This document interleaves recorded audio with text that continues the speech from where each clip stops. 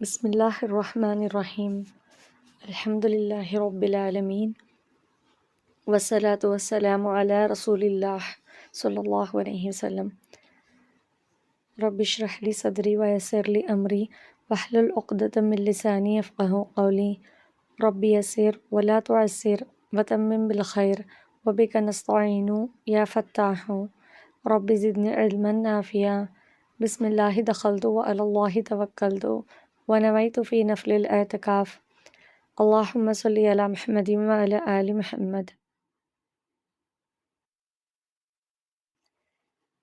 ఈరోజు మనం ఒక గొప్ప వ్యక్తి గురించి మాట్లాడుకుందాము.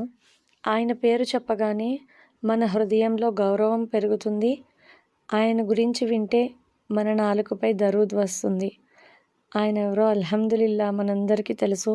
మన ప్రియ ప్రవక్త ముహమ్మద్ సల్లల్లాహు అలైహి వసల్లం గారు. కానీ నేను ఈరోజు మిమ్మల్ని అందరినీ ఒక ప్రశ్న అడగాలనుకుంటున్నాను. మనకి ముహమ్మద్ సల్లల్లాహు అలైహి వసల్లం గారి గురించి తెలుసా? లేదా మనకు ముహమ్మద్ సల్లల్లాహు అలైహి వసల్లం గారు అంటే ఏంటో తెలుసా? ఆయన పేరు తెలియడం ఒక విషయం, ఆయన జీవితాన్ని తెలుసుకోవడం మరో విషయం. కానీ ఆయనను ప్రేమించి ఆయన చూపించిన మార్గంలో మన జీవితాన్ని మార్చుకోవడం అనేదే అసలైన విషయం అన్నమాట. మనలో చాలామందికి ప్రవక్త సల్లల్లాహు అలైహి వసల్లం గారి గురించి కొన్ని సంఘటనలు తెలుసు. అంటే ప్రవక్త సల్లల్లాహు అలైహి వసల్లం గారు మక్కాలో జన్మించారు, అనాథగా పెరిగారు, 40 సంవత్సరాల వయసులో ప్రవక్త పదవి వచ్చింది, మక్కాలో ఎన్నో కష్టాలు ఎదుర్కొన్నారు, మదీనాకి హిజ్రత్ చేసి వెళ్ళారు, మక్కాను జయించారు. ఇవి అల్హమ్దులిల్లా మనందరికీ తెలుసు.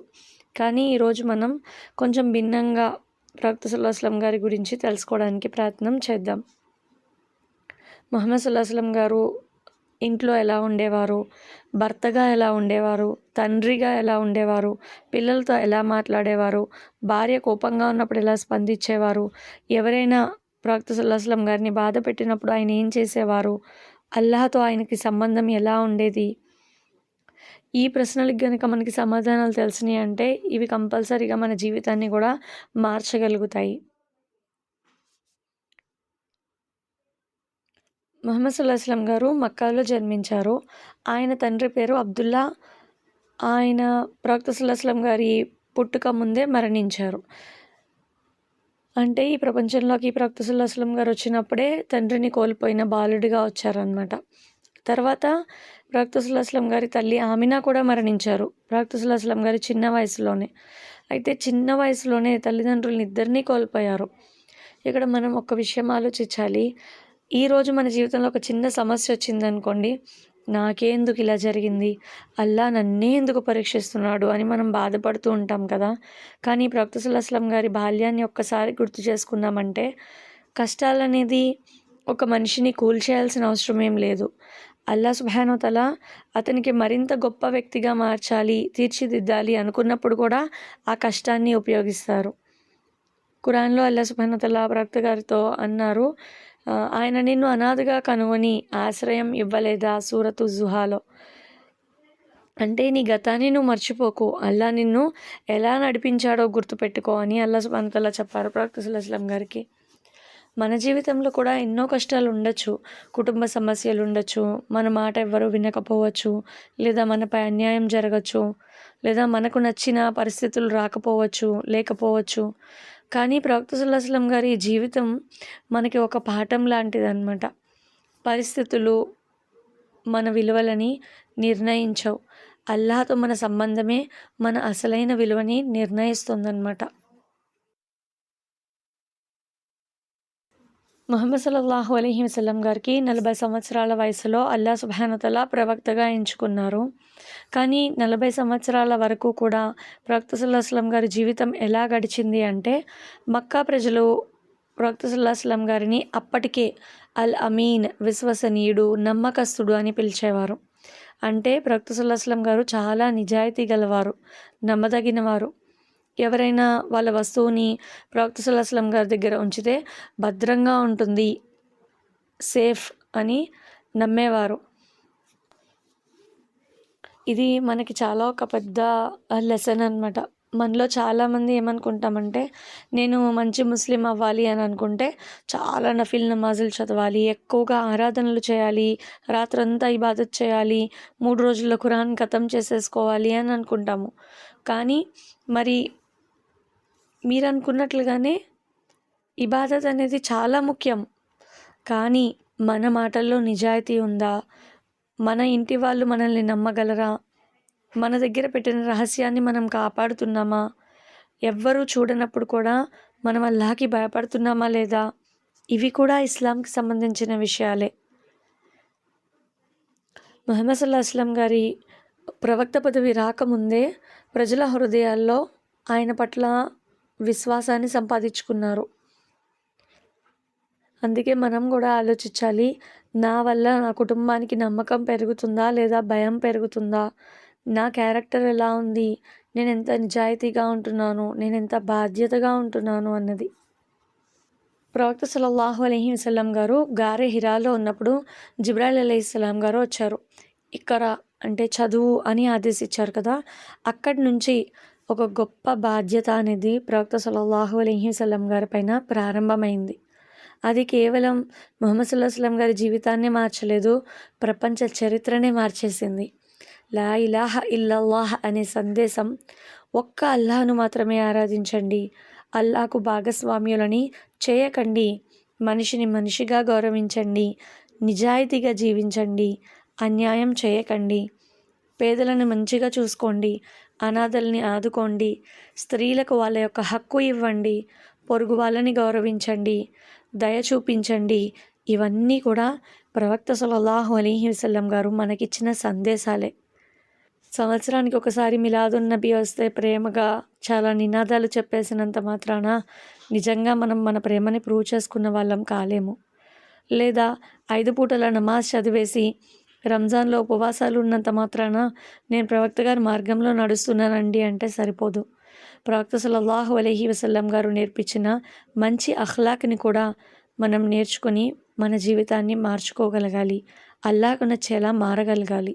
మన ప్రవక్త ముహమ్మద్ సల్లల్లాహు అలైహి వసల్లం గారికి మొదట ఈమాన్ తెచ్చిన వ్యక్తి ఎవరు అంటే ఖదీజా రజియల్లాహు తఆలా అన్హా గారు.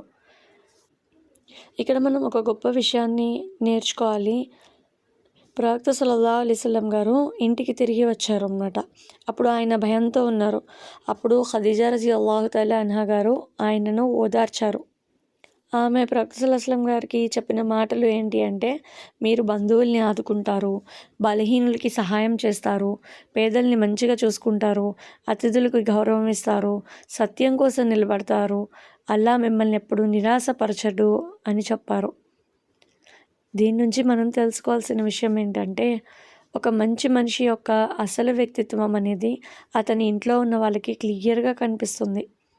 బయట అందరితో మంచిగా ఉండడం చాలా సులభమే, కానీ ఇంట్లో భార్యతో లేదా భర్తతో ఎలా ఉంటారు, పిల్లలతో ఎలా ఉంటారు, అత్తమామలతో ఎలా ఉంటారు, ఇంట్లో మన ప్రవర్తన ఎలా ఉంది, దాన్ని బట్టి ఒక వ్యక్తి యొక్క రియల్ క్యారెక్టర్, ఒక వ్యక్తి యొక్క రియల్ ఏమంటారు వ్యక్తిత్వం అనేది మనకి అర్థమైపోతుందన్నమాట. మన ప్రవక్త సల్లల్లాహు అలైహి వసల్లం గారి జీవితం కూడా మనకి చెప్తుంది, ఇస్లాం మస్జిద్లో మాత్రమే ఉండే మతం కాదు, ఇస్లాం అనేది మన ఇంట్లో కనిపించాలి అని. ప్రవక్త సల్లల్లాహు అలైహి వసల్లం గారి జీవితంలోని ఒక సంఘటన గుర్తు చేసుకుందాము. తాయిఫ్కి వెళ్ళినప్పుడు ప్రవక్త సల్లల్లాహు అలైహి వసల్లం గారిని అక్కడ ప్రజలు తిరస్కరించారు, ఆయనని చాలా బాధ పెట్టారు. ఆ సమయంలో ప్రవక్త సల్లల్లాహు అలైహి వసల్లం గారికి ఎంత కష్టం అనిపించి ఉంటుందో మనం ఊహించుకోగలం కదా. కానీ ఆ సమయంలో కూడా ప్రవక్త సల్లల్లాహు అలైహి వసల్లం గారు ప్రతీకారం గురించి అసలు ఆలోచించలేదు. తర్వాత ఒక అవకాశం వచ్చింది, ఆ ప్రజల్ని శిక్షించవచ్చు అన్న పరిస్థితి. అయినా కూడా వాళ్ళ యొక్క నాశనాన్ని ప్రవక్త సల్లల్లాహు అలైహి వసల్లం గారు కోరుకోలేదు. వాళ్ళ భవిష్యత్ తరాల నుంచి అల్లాహ్ను ఆరాధించే ప్రజలు రావచ్చేమో అని ఆశ మాత్రమే చూపించారు. ఇదే ముహమ్మద్ సల్లల్లాహు అలైహి వసల్లం గారి మంచి హృదయం అన్నమాట. మనకి ఎవరైనా ఒక చిన్న మాట అన్నారు అంటే మనం 3 రోజులు మాట్లాడం. ఎవరైనా మనకు నష్టం చేస్తే వాళ్ళకు కూడా ఒక రోజు తెలుస్తుంది అని అనేస్తాము, శాపాలు పెట్టేస్తాము. కానీ మన ప్రవక్త సల్లల్లాహు అలైహి వసల్లం గారు చూడండి ఎలా ఉన్నారు, అల్లాహు అక్బర్ కబీరా. తనను బాధ పెట్టిన వాళ్ళ కోసం కూడా భవిష్యత్తులో హిదాయత్ని ఆశించారు. ఇది నిజమైన ప్రేమ అంటే, ఇది నిజమైన కరుణ అంటే, ఇది నిజమైన రహ్మత్. ఇది రసూలుల్లాహ్ సల్లల్లాహు అలైహి వసల్లం గారి యొక్క మంచి హృదయం అన్నమాట. మక్కా ప్రజలు ప్రవక్త సల్లల్లాహు అలైహి వసల్లం గారిని ఎన్నో విధాలుగా బాధించారు, అవమానించారు, ఎగతాళి చేశారు. ఆయన్ని ఆపడానికి కూడా ప్రయత్నం చేశారు. ఆయనని అనుసరించిన సహాబాలను కూడా ఆఖరికి చాలా దారుణంగా హింసించారు, కొట్టారు, ఇబ్బంది పెట్టారు. కానీ ప్రవక్త సల్లల్లాహు అలైహి వసల్లం గారి యొక్క లక్ష్యం మాత్రం మారలేదు. ఎందుకంటే ఆయన ప్రజల యొక్క ప్రశంసల కోసం పనిచేయలేదు. ఆయన ఎందుకు పనిచేశారు అంటే అల్లాహ్‌ని సంతృప్తి చేసుకోవడం కోసం మాత్రమే పనిచేశారు. ఇది మనకి ఒక పెద్ద పాఠం నేర్పిస్తుంది. మనం ఒక మంచి పని చేస్తాం కదా! ఎవ్వరు మెచ్చుకోకపోతే మనకు బాధ కలిగేస్తది. నేను ఇంత మంచి పని చేశాను కదా! కనీసం థ్యాంక్ యూ చెప్పలేదు, కనీసం నన్ను పొగడలేదు. అస్తగ్ఫిరుల్లాహ్. మనం ఎవరికైనా సహాయం చేస్తామా? ఇన్ రిటర్న్ థ్యాంక్స్ కూడా చెప్పలేదు, కర్టసీ కూడా లేదు అనేస్తాము. మన ఇంట్లో మనం ఎంతో చేస్తాం, ఎవరు గుర్తించకపోతే కోపం వచ్చేసిద్ది. పొద్దునుంచి సాయంత్రం దాకా ఇన్ని పనులు చేశాను, నన్నెవ్వరు పట్టించుకోలేదు, నన్నెవ్వరు అడగలేదు, తిన్నావా అని అడగలేదు అని అలుగుతాము. అలాంటి సమయంలో మనల్ని మనం ప్రశ్నించుకోవాలి, నేను ఇది అల్లాహ్ కోసం చేశానా, లేకపోతే మనుషుల ప్రశంసల కోసం చేశానా అని. ప్రవక్త సల్లల్లాహు అలైహి వసల్లం గారి ప్రతి పని కూడా అల్హమ్దులిల్లా మనకి ఇఖ్లాస్ నియత్ని, అంటే కేవలం అల్లాహ్‌ని రాజీ చేసుకోవడానికి చేసే విధానాన్ని మనకి నేర్పిస్తుంది. ప్రవక్త సల్లల్లాహు అలైహి వసల్లం గారు మదీనాకి హిజ్రత్ చేశారు కదా! అక్కడికి వెళ్ళిన తర్వాత ప్రవక్త సల్లల్లాహు అలైహి వసల్లం గారు కేవలం ఒక మస్జిద్‌ని మాత్రమే నిర్మించలేదు, ఒక సమాజాన్ని నిర్మించారు. ముహాజిరిన్ మరియు అన్సార్ అనే వాళ్ళ మధ్య సోదర భావాన్ని ఏర్పరిచారు. అంటే మక్కా నుంచి వెళ్ళిన వాళ్ళని, మదీనాలో ఆల్రెడీ ముస్లింలుగా మారిన వాళ్ళందరి మధ్య సోదర భావాన్ని క్రియేట్ చేశారు ప్రవక్త సల్లల్లాహు అలైహి వసల్లం గారు. పేదవాళ్ళని మర్చిపోలేదు, అనాథల్ని మర్చిపోలేదు, పొరుగు వాళ్ళని మర్చిపోలేదు. వ్యాపారంలో ఇన్ఫ్యాక్ట్ అందరికీ నిజాయితీని నేర్పించారు, కుటుంబంలో దయను నేర్పించారు. ఇస్లాం అంటే కేవలం నమాజులు చదవటము, ఆరాధన చేయడం మాత్రమే కాదు. ఇస్లాం అంటే జీవితం మొత్తం ఎలా ఉండాలి అని చూపించే ఒక మంచి మార్గం అన్నమాట. పిల్లలతో ముహమ్మద్ సల్లల్లాహు అలైహి వసల్లం గారు ఎలా ఉండారో తెలుసా? ప్రవక్త సల్లల్లాహు అలైహి వసల్లం గారు పిల్లల్ని చాలా ప్రేమించేవారు. వాళ్ళని పలకరించేవాళ్ళు, వాళ్ళతో స్నేహంగా ఉండేవాళ్ళు. ఒకసారి ఆయన పైన హసైన్ హుసేన్ రజియల్లాహు తఆలా అన్హు గారు ఆయన పైన ఎక్కేసి ఆయన నమాజ్లో ఉన్నప్పుడు ఆడడం ప్రారంభించినా సరే ప్రవక్త సల్లల్లాహు అలైహి వసల్లం గారు వారి పట్ల దయతోనే వ్యవహరించారు. ఇది మనకి ఏం చెప్తుంది అంటే, పిల్లల్ని పెంచడం అంటే కేవలం చదువుకో, అలా చేయకు, ఇలానే చేయాలి, అలా చెప్పకు, ఇలానే చెప్పాలి అని చెప్పడం మాత్రమే కాదు, వాళ్ళ హృదయాన్ని మన దగ్గర సురక్షితంగా ఉంచడం కూడా తల్లిదండ్రులుగా మన బాధ్యత అన్నమాట. ఈరోజు మన పిల్లలు మన దగ్గరకు వచ్చి వాళ్ళ సమస్యలు ఏమైనా చెప్పగలరా? ఒకవేళ వాళ్ళు ఏమైనా తప్పు చేస్తున్నారనుకోండి, మనం వెంటనే అరుస్తున్నామా? లేదా ముందుగా వాళ్ళ మాట పూర్తిగా వింటున్నామా? మనల్ని మనం ప్రశ్నించుకోవాలి. ప్రవక్త సల్లల్లాహు అలైహి వసల్లం గారు పిల్లలతో ఎలా ఉండేవారు? మరి మనం ఎలా ఉంటున్నాము? ప్రవక్త సల్లల్లాహు అలైహి వసల్లం గారు పిల్లలతో ఎప్పుడు దయగా ఉండేవారు. అందుకే మనం కూడా మన పిల్లలతో, లేదా బయట వాళ్ళ పిల్లలైన చిన్న పిల్లలతో మనం కూడా దయగా, మంచిగా, ప్రేమగా ఉండడానికి ప్రయత్నం చేద్దాము. మన ఇంట్లో ఈ సున్నత్ని ఇన్షాల్లా తీసుకువద్దాము. మహిళల గురించి ప్రవక్త సల్లల్లాహు అలైహి వసల్లం గారి వైఖరి ఎలా ఉంది అన్నది చాలా ఇంపార్టెంట్. ఎందుకంటే ఇప్పుడున్న సమాజంలో చాలామంది ఏమనుకుంటారు అంటే, ఇస్లాం ఆడవాళ్ళకి చాలా అన్యాయం చేస్తుంది, వాళ్ళ హక్కులని ఇవ్వదు, వాళ్ళని ఎప్పుడు బుర్ఖాలో ఉంచేసి వాళ్ళని వెనకబడేలా చేస్తుంది, వాళ్ళకి ఫ్రీడమ్ ఉండదు అని చాలా తప్పుగా అర్థం చేసుకుంటారు. ఇస్లాం వచ్చిన కాలంలో అయితే స్త్రీలకు ఎన్నో అన్యాయాలు జరిగాయి. అలాంటి సమాజంలో ముహమ్మద్ సల్లల్లాహు అలైహి వసల్లం గారు మహిళల గౌరవాన్ని, హక్కులని స్పష్టంగా తెలియచేశారు. భార్యలతో మంచిగా ఉండమని చెప్పారు. తన కుటుంబంలో ఉత్తమంగా ఉండేవారే ఉత్తములు అని కూడా బోధించారు. ఎవరైతే తన భార్యతో మంచిగా ఉంటారో ఆ వ్యక్తే మంచివాడు అని ప్రవక్త సల్లల్లాహు అలైహి వసల్లం గారు చెప్పారు. అంటే ఒక పురుషుడు బయట ఎంత మంచివాడైనా సరే, ఇంట్లో భార్యను అవమానిస్తే, పిల్లలను భయపెడితే, లేదా కుటుంబాన్ని బాధపెడితే అతనికి మంచి వ్యక్తిత్వం ఉంది అని మనం చెప్పలేమన్నమాట. అంటే ఆ వ్యక్తి అసంపూర్ణంగా ఉన్నాడు. మన ప్రవక్త సల్లల్లాహు అలైహి వసల్లం గారు మనకి ఎన్నో సున్నతులు నేర్పించారు. అయితే ఆ ప్రతి సున్నత్ కూడా మన కేవలం ఇంట్లో ఉండిపోవడమే కాదు, ఇంటి గడప దాటి కూడా బయటకు వెళ్ళాలన్నమాట. అంటే మన మంచి అఖ్లాక్, మన మంచి క్యారెక్టర్, మన మంచి బిహేవియర్, మన నడవడిక, మనం చేసే పని, మనం మాట్లాడే మాట, మనం చేసే ఉద్యోగం లేదా వ్యాపారాలు అన్నీ నిజాయితీగా, ప్రవక్త సల్లల్లాహు అలైహి వసల్లం గారు నేర్పినట్లు ఉండాలి. ప్రవక్త సల్లల్లాహు అలైహి వసల్లం గారు ఇంట్లో ఉన్న కుటుంబ సభ్యులకు కూడా చాలా సహాయం చేసేవారు. ఆయన పనుల్లో కుటుంబానికి సహాయం చేసేవారు. వాళ్ళ ఇంట్లో వాళ్ళ పనుల్లో. ఆయిషా రలియల్లాహు అన్హా గారే చెప్పారు, ప్రవక్త సల్లల్లాహు అలైహి వసల్లం గారు ఇంటి పనుల్లో మాకు సహాయం చేసేవారు అని. ఎంత గొప్ప విషయం కదా! నార్మల్‌గా హస్బెండ్ అన్న రోల్‌లో ఉంటేనే నేను చాలా గొప్ప, నేను తాగిన కాఫీ కప్ కూడా సింక్‌లో పెట్టను అనే యాటిట్యూడ్‌తో ఉండే సమాజంలో ఉన్నాము. కానీ ప్రవక్త సల్లల్లాహు అలైహి వసల్లం గారు అల్లాహ్ యొక్క ప్రవక్త అయి ఉండి కూడా ఇంట్లో భార్యలకి సహాయం చేసేవారు. ఇది ఎంత గొప్ప విషయం. ప్రవక్త సల్లల్లాహు అలైహి వసల్లం గారు ఒక రసూల్, ప్రవక్త, అల్లాహ్ పంపిన ప్రవక్త, అల్లాహ్‌కి ఎంతో ఇష్టమైన ప్రవక్త. సహాబాలు ఆయన్ని బయటకు వెళ్తే ఎంత గౌరవం ఇచ్చేవారు. అయినా కూడా ఇంట్లో ఒక సాధారణ జీవితం గడుపుతూ కుటుంబం వాళ్ళందరికీ కూడా సహాయం చేసేవారు. ఇది విన్నప్పుడు మనల్ని మనం ఒక ప్రశ్నించుకోవాలి కదా! నేను ఇంట్లో ఉన్న వాళ్ళతో మంచిగా ఉంటున్నానా లేదా? సహాయం చేయడానికి నన్ను నేను తక్కువగా ఫీల్ అవుతున్నానా? ఒక గ్లాస్ నీళ్ళు ఇవ్వడం అంటే నాకు అహం అడ్డొస్తుందా? ఒకరికి పని తగ్గించడం అంటే నాకు హ్యాపీనెస్ ఇస్తుందా లేదా? భర్త అలసిపోయి వస్తే ప్రేమగా మాట్లాడుతున్నానా లేదా? తల్లిదండ్రులకి సేవ చేస్తున్నానా లేదా? పిల్లల మాట మంచిగా వింటున్నానా లేదా? ఇవన్నీ కూడా ప్రవక్త సల్లల్లాహు అలైహి వసల్లం గారిని చూసి మనం నేర్చుకోవాలి. ప్రతి పని కూడా. జస్ట్ ఆరాధనలు, నమాజులు, ఉపవాసాలు ఇవి మాత్రమే మన షరియత్ కాదు. మన జీవితాన్ని ఎలా గడపాలి అని ప్రతి సిట్యుయేషన్‌లో ప్రవక్త సల్లల్లాహు అలైహి వసల్లం గారు మనకి నేర్పించారు. మనం చేసే ప్రతి పని కూడా ఒకవేళ మన సంకల్పం మంచిదయ్యి అల్లాహ్‌ని రాజీ చేసుకోవడానికి అయి ఉంటే, అది సున్నత్ ప్రకారం ఉంటే అది కూడా ఆరాధన అయిపోతుంది. చాలామంది ఏమనుకుంటారంటే నమాజులు, దువాలు, అరబీ చదవడము, ఖురాన్ చదవడము ఇదే ఆరాధన, ఇదే నన్ను స్వర్గానికి తీసుకువెళ్తుంది అనుకుంటారు. ఇంట్లో ఉన్న వాళ్ళకి వండి పెట్టడం, లేదా ఇంట్లో ఉన్న వాళ్ళకి మంచి చెప్పడం, లేదా ఇంట్లో ఉన్న వాళ్ళకి సహాయం చేయడం, అనారోగ్యంగా ఉన్న వాళ్ళకి కేర్ తీసుకోవడం, ఇవన్నీ వాళ్ళకి కష్టంగా అనిపిస్తాయి. అయ్యయ్యో! నా నమాజులు పోతున్నాయండి వీళ్ళ వల్ల.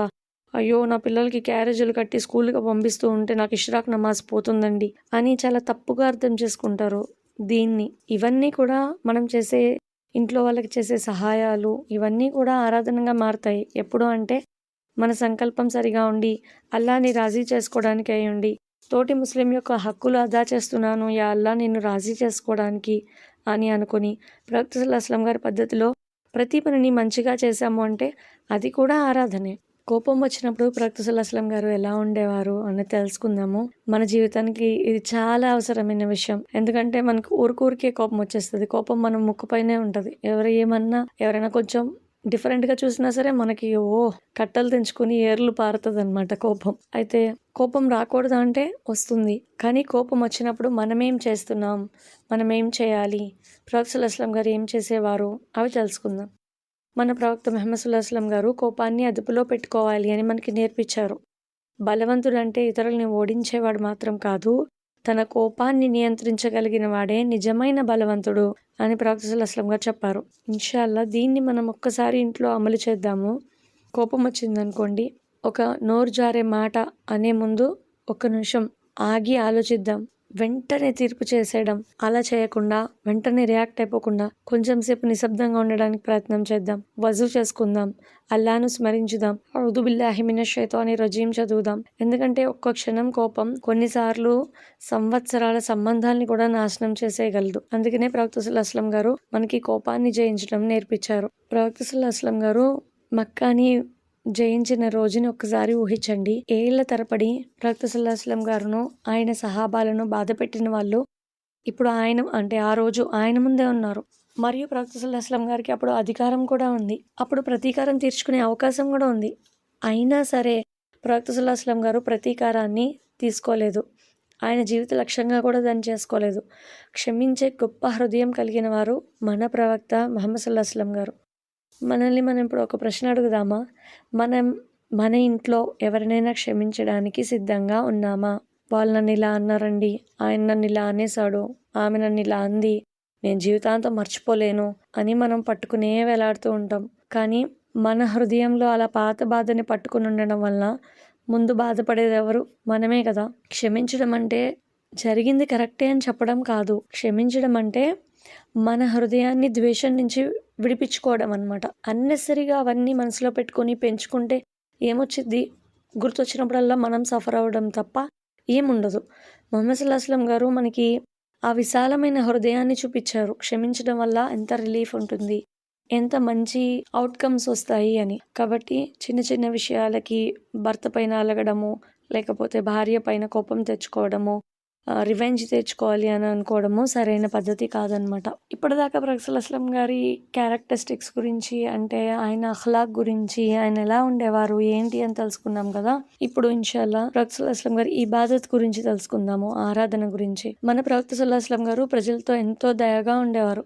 కానీ అల్లాతో ఆయన సంబంధం ఎలా ఉండేది, అది ఎంత గొప్పదో మనం పూర్తిగా ఊహించను కూడా ఊహించలేము. ప్రవక్త సల్లల్లాహు అలైహి వసల్లం గారు నమాజ్కి ఎంతో ప్రాధాన్యత ఇచ్చేవారు. రాత్రి నిలబడి అల్లాహను ఆరాధించేవారు. అల్లాహను ఎక్కువగా జ్ఞాపకం చేసుకునేవారు. ప్రజలతో మంచిగా ఉండడానికి ముందు మన హృదయాన్ని మనం అల్లాహ్ సుబ్హానహు వ తఆలాతో కలపాలన్నమాట.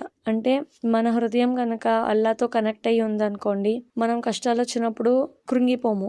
ఎవరైనా మనల్ని అవమానించినా, లేదా మనకి విలువ తగ్గించి మాట్లాడినా, మనల్ని ఏమన్నా హెసిటేట్ చేసినా కూడా మన విలువ, మన వాల్యూ అనేది మనుషుల మాటలపైన ఆధారపడదు అన్న కాన్ఫిడెన్స్ మనకి ఉంటుంది. ఎవరైనా మనల్ని వదిలేసినా కూడా అల్లాహ్ నాతో ఉన్నారు అని మనకి ధైర్యం ఉంటుంది. అందుకనే మనం అల్లాహ్తో కనెక్ట్ అయ్యి ఉండాలన్నమాట. ప్రవక్త సల్లల్లాహు అలైహి వసల్లం గారు ఆయన జీవితాన్ని చాలా సులభంగా జీవించి మనకు చూపించారు. కానీ మనం మన సంతోషాన్ని ఎక్కడ వెతుకుతున్నామంటే, మన సంతోషాన్ని కొత్త బట్టల్లో, కొత్త ఫోన్స్‌లో, ఇంట్లో ఎక్కువ వస్తువులు నింపడంలో, లేకపోతే ఇంటిని బాగా డెకరేట్ చేసుకోవడంలో, లేకపోతే ఇతరులు మనల్ని బాగా పొగడాలి అనడంలో, లేకపోతే సోషల్ మీడియాలో లైక్స్ కోసమో మనం మన సంతోషాన్ని వాటిల్లో వెతుక్కుంటున్నాం. కానీ మన ప్రియ ప్రవక్త ముహమ్మద్ సల్లల్లాహు అలైహి వసల్లం గారి జీవితం మనకు వేరే విషయాన్ని చూపిస్తుంది. సంతోషం అనేది వస్తువుల సంఖ్యలో లేదు. సంతోషం అంటే మనం అల్లాహ్తో సంబంధాన్ని మంచిగా కలిగి ఉంటే అప్పుడు నిజంగా కలుగుతుంది సంతోషం అనేది. అది అసలు వెలకట్టలేనిదనమాట. అందుకనే మనం ఎప్పుడు ఇళ్ళని వస్తువులతో నింపడానికి మాత్రమే ప్రాధాన్యత ఇవ్వకూడదు. సర్దినిల్లే సర్దుకుంటూ ఉంటారు, తుడిచినిల్లే తుడుచుకుంటూ ఉంటారు. ఎంతసేపు వస్తువులతో నింపుకుంటేనే ఆనందము, వస్తువులతో నింపుకుంటేనే ప్రజలందరూ వాహ్ ఏముంది అని అనుకుంటారు అని జీవితం గడుపుతూ ఉంటారు. కానీ మన జీవితాన్ని దేంతో నింపాలి అంటే జికర్తో నింపాలి. ఎప్పుడు పిల్లల చెవిలో ప్రపంచ విషయాలు మాత్రమే కాకుండా ఖురాన్ మాటలు వినిపించాలి. మన ఇంట్లో ఎప్పుడు కంప్లైంట్లే కాకుండా అల్హమ్దులిల్లా అని అల్లాహ్కు షుకర్ చెప్పుకునే మెంటాలిటీని క్రియేట్ చేయాలి. అలాంటి వాతావరణాన్ని మనమే తీసుకురావాలన్నమాట. ప్రవక్త సల్లల్లాహు అలైహి వసల్లం గారి చివరి రోజుల్లో మన పైన ఎంత ప్రేమ ఉంది ప్రవక్త సల్లల్లాహు అలైహి వసల్లం గారికి తెలుసుకుందాము. ప్రవక్త సల్లల్లాహు అలైహి వసల్లం గారు ఈ ప్రపంచం నుంచి వెళ్ళిపోవాల్సిన సమయం దగ్గర పడింది. కానీ ప్రవక్త సల్లల్లాహు అలైహి వసల్లం గారి ఆలోచన ఏంటో తెలుసా? నా ఉమ్మత్, మన గురించి, మనలాంటి వాళ్ళ కోసం, ప్రవక్త సల్లల్లాహు అలైహి వసల్లం గారి తర్వాత వచ్చే విశ్వాసుల కోసం. ఒక మనిషి తన జీవితపు చివరి సమయంలో కూడా తన గురించి కాకుండా తన ఉమ్మత్ గురించి ఆలోచించడం అంటే అసలు మన పైన ఎంత ప్రేమ ఉంటే ప్రవక్త సల్లల్లాహు అలైహి వసల్లం గారు ఆలోచించారు కదా. మనం ప్రవక్త సల్లల్లాహు అలైహి వసల్లం గారిని ప్రేమిస్తున్నాము అని అనుకుంటున్నాము. అల్హమ్దులిల్లా, అది చాలా అందమైన మాటే. కానీ ప్రశ్న ఏంటి అంటే, ఆయన మనల్ని మన కోసం ఇంతగా ప్రేమిస్తే మనం ఆయన కోసం ఏం చేస్తున్నాము? ఆయన పేరు విన్నప్పుడు దరూద్ చెప్పడం మాత్రమేనా, లేకపోతే ప్రవక్త సల్లల్లాహు అలైహి వసల్లం గారి సున్నత్ని మన జీవితంలోకి తీసుకువస్తున్నామా అన్నదే పెద్ద ప్రశ్న. ప్రవక్త సల్లల్లాహు అలైహి వసల్లం గారిని ప్రేమించడం అంటే ఏంటో తెలుసుకుందాము.